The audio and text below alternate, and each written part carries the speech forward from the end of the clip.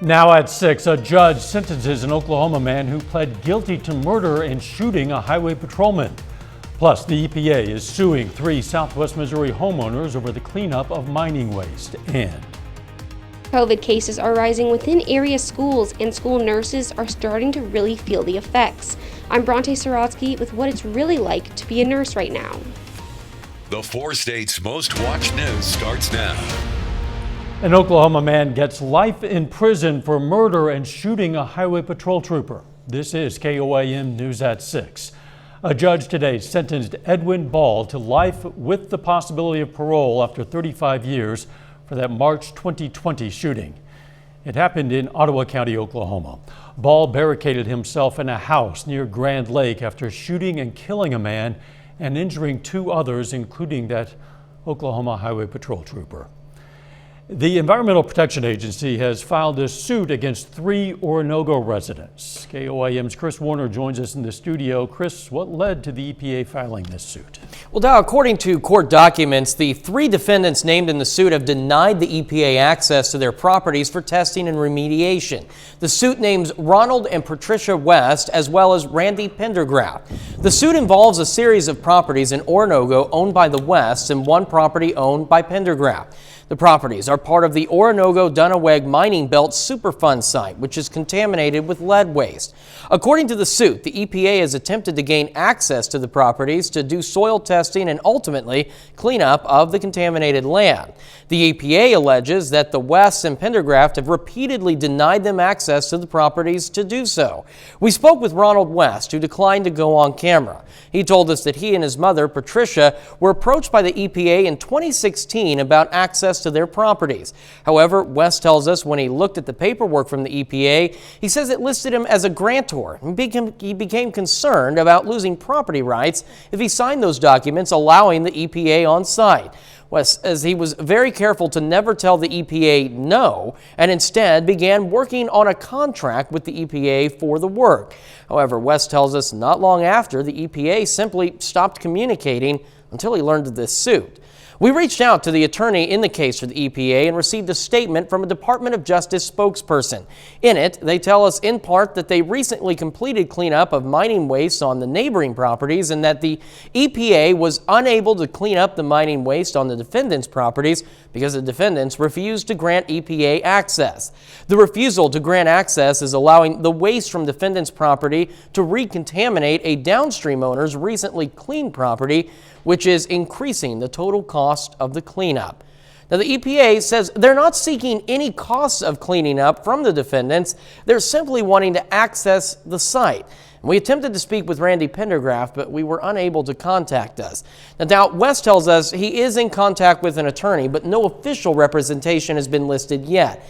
West wanted to emphasize to us that he never told the EPA they couldn't gain access to his property.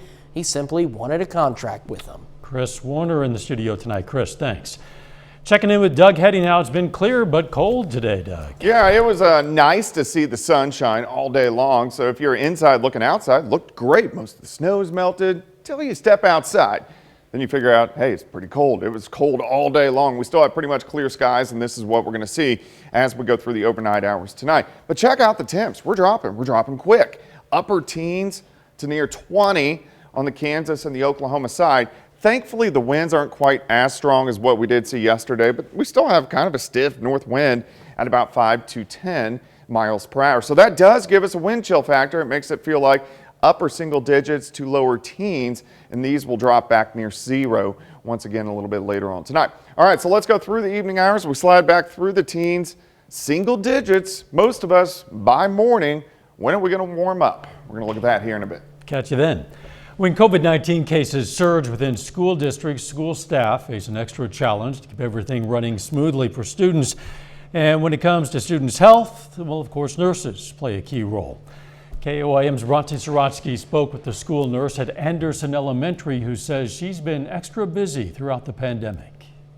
Even though COVID's been around for a few years now, it's still very scary for the parents, the staff, the kids. While the McDonald County School District has managed to stay open for the most part, Anderson Elementary School nurse Angela Riley says she's never been busier. even after taking a few days off last week to clean district buildings and giving students time to recover from illness. And so for them to be proactive and go ahead and take those days off, it was definitely needed. But yes, we're definitely seeing it increase. It's been very busy. Very, very busy, but we have a great team here. As a nurse, Riley's seen not only the physical aspect of the pandemic on children, but the emotional aspect as well. It's definitely a process, just because they do hear in the community of people who have lost their battle with COVID. So it is still very scary. So there's a lot of not just the health side of it, but the emotional side of it. So that these little ones that are coming in and getting tested, just to kind of reassure them that, it's going to be okay. What really helps alleviate stress is having the entire school working with Riley to keep track of who's sick. I think our district's doing a great job. I really do. I know the nurses in the district, they're tired. This has definitely been a long run over 3 years to be dealing with something like this. With everyone in the district stepping in to help, Riley says she hopes this will be over soon. In Anderson, Bronte Sorotsky, KOAM News. The Anderson Elementary Nurse's Office has also been testing students and staff with COVID-19 tests to keep track of COVID in the school. The CDC reports that an average of about 1 in 4 COVID tests is coming back positive, a huge increase. All 50 states are reporting a high level of community transmission. Missouri has one of the lowest vaccination rates in the country, and the COVID situation in the state's biggest cities, it's dire. Hospitals there are swamped with patients. There's a lot of anger about the community not wanting to take care of themselves and asking for us to pick up that slack when they become critically ill.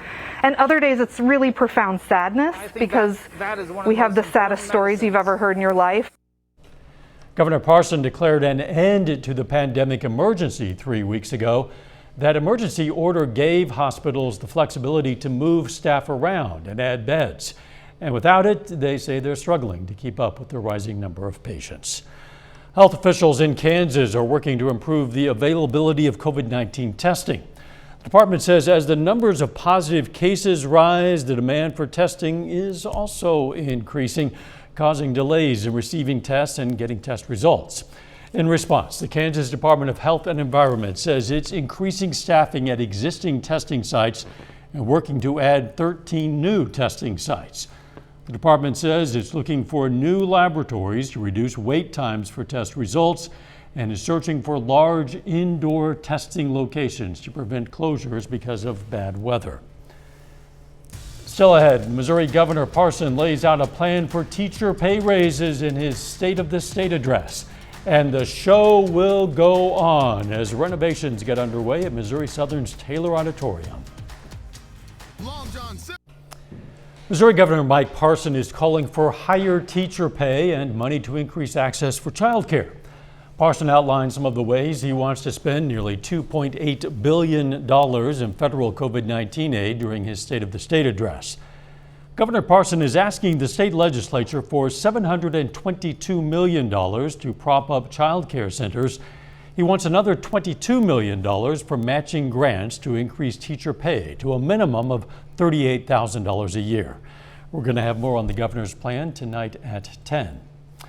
Webb City officials today laid out what the city has been working on for the past year and where it's going from here. Webb City's mayor, city administrator, and community development director all spoke at the State of the City address. The mayor says infrastructure is a priority for him. More businesses are coming, we have more housing coming, and it's all in a very organized and predictable manner so that we get good infrastructure to support all of them, and together we can grow and make it a better place to live. This event was hosted at the Webb City Route 66 Event Center.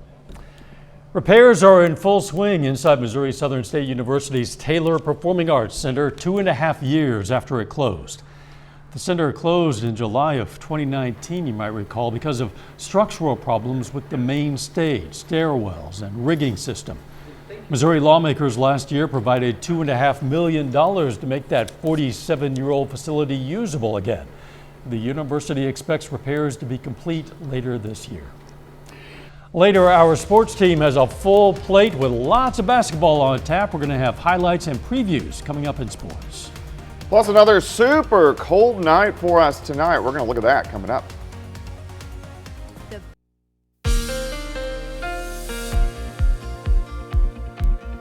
Well, super cold day for us today. Very cold start. We had wind chills below 0 during the morning hours. Thankfully, the winds aren't quite as strong as what we did see yesterday and into the morning hours, but temperatures really didn't go anywhere today. We only went into low to mid 20s for afternoon highs. Temps right now, most of us are sitting upper teens to near 20. Northeastern parts of Oklahoma and then also on the Kansas side near 20, but temperatures are dropping back. And we're going to continue to see this as we go through the overnight hours tonight. Northerly winds have been kicking in all day long, but we're kind of sitting in that 5 to 15 mile per hour range. So not extremely windy. The winds are going to be light for us tonight, but still enough to give us a wind chill factor. So it feels like on the Missouri side, upper single digits and then near 10 once you get across Kansas and Oklahoma. And those will drop back a little bit for us tonight. All right, outside, here's 7th and Rangeline, currently sitting at 17, northeasterly winds at 7, humidity is at 52%. Through the evening hours, we'll slide back through the teens and eventually to about 8 degrees for an overnight low. So a very cold start.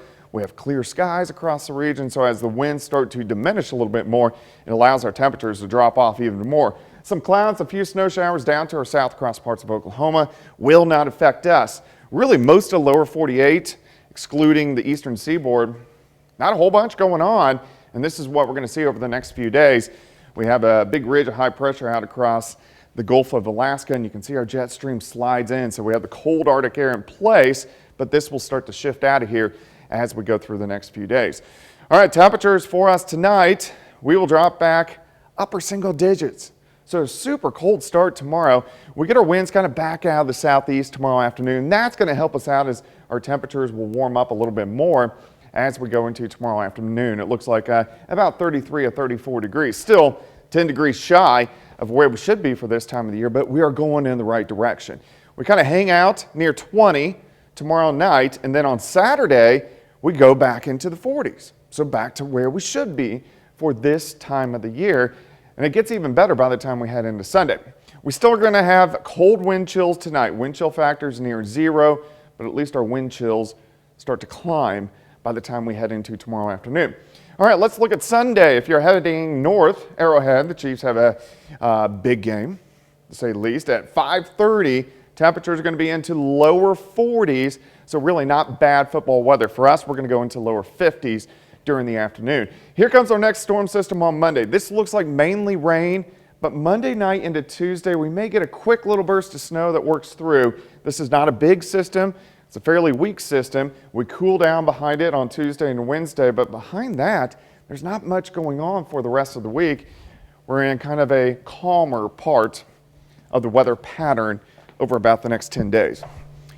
All right, 8 tonight. Actually, let's go 7. 34 for us tomorrow, 44 Saturday, 51 on Sunday, and then those rain chances roll in by Monday and cooling back down Tuesday and Wednesday.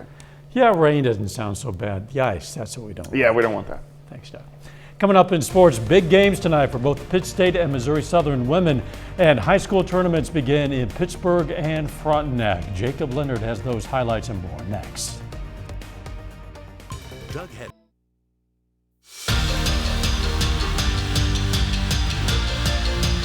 This week is tournament week here in the 4 states. The Frontenac is hosting the 4-State Raider Classic beginning today. On the boys' side, the Raiders hit the floor for their first game later tonight. First though, first game of the tournament, a pair of Missouri teams, 8th-ranked Webb City taking on Nevada. Now, Webb City starts this one fast. Dante Washington to Cole Vaden in the corner. He knocks it down. Then Caden Turner in transition. Gets up and finishes. 7-0 run for the Cards to begin the game.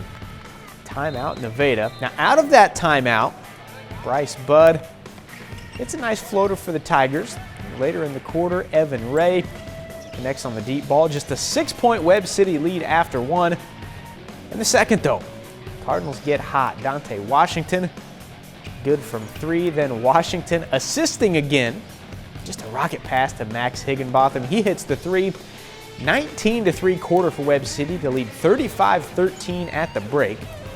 Second half, Look at this. This is what I showed up for. Cole Vaden off the glass to Caden Turner. He throws it down. Webb City cruises by Nevada tonight 70-29. In Pittsburgh, it's day one of the Bill Hanson Memorial Tournament. The tournament host Purple Dragons play their first game tonight at 7 o'clock against Owasso. Pittsburgh, currently ranked 10th in the state in Class 5A. We'll have highlights from this one tonight at 10.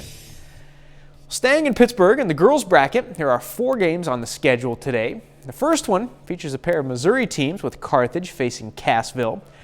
Now, both teams here trying to avoid a third straight loss. The winner plays in the semifinals tomorrow night. Landry Cochran takes the pass, hits the bucket for 2. 1-point game. Then the Tigers begin to pull away. Maggie Boyd at the top of the key here hits the 3 to go up 32-16 at half. Then it's Kiana Yates. Pokes it away here, finishes with the layup at the other end. Back to Boyd from the corner now, knocks down another. 3 threes in the game for Boyd, but Yates, she did it all in this one, man. Under pressure from the clock, drains the 3 right before the third quarter buzzer. Kiana Yates, game high 34 points. Carthage rolls by Cassville 63-29 to advance to the semifinals. Well, this week is a big week for the Pitt State women's basketball team. The Gorillas face 2 ranked teams in the next 3 days, beginning with a road trip against Nebraska Kearney tonight. Now, Kearney is 14-2, ranked number 14 in the country. PSU trying for their 3rd straight win. That one already started. PSU down 37-30 at halftime. Jamie Jackson and Aaron Davis each have 8 points to lead the Gorillas. On the men's side, Gorillas looking for a much-needed win tonight in Kearney. Pitt State has lost 3 in a row, currently sits at 4-12 overall, 3-7 in the MIAA. That one is scheduled to begin around 7:30. The Missouri Southern Lions are also in action tonight on the road. For the Southern women, got a big opportunity tonight facing one of the best teams in the nation. The Lions are in Hays tonight facing the 2nd-ranked Fort Hays State Tigers.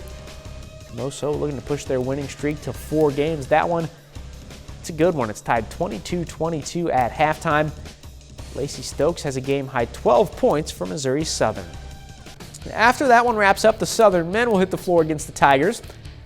Lions tried to avoid a 3rd straight loss. Tip-off for that one will be around 7:30. We'll have the latest from all of these games right here tonight at 10.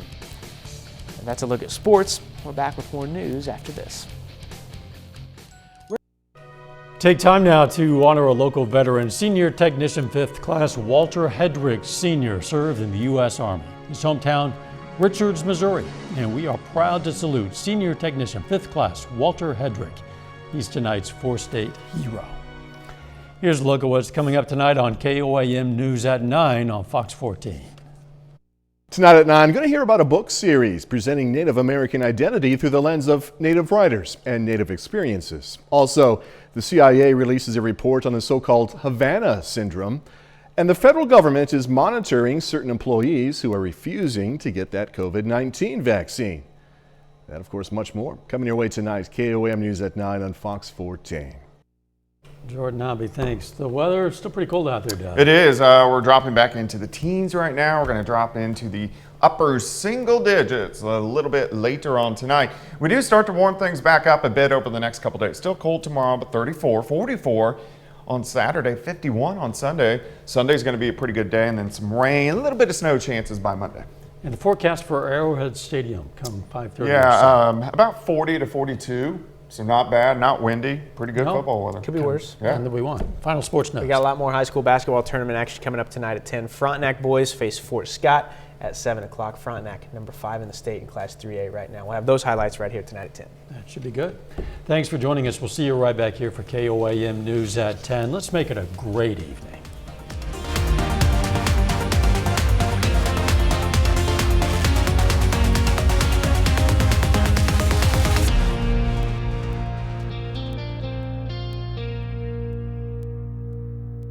Salon services provided.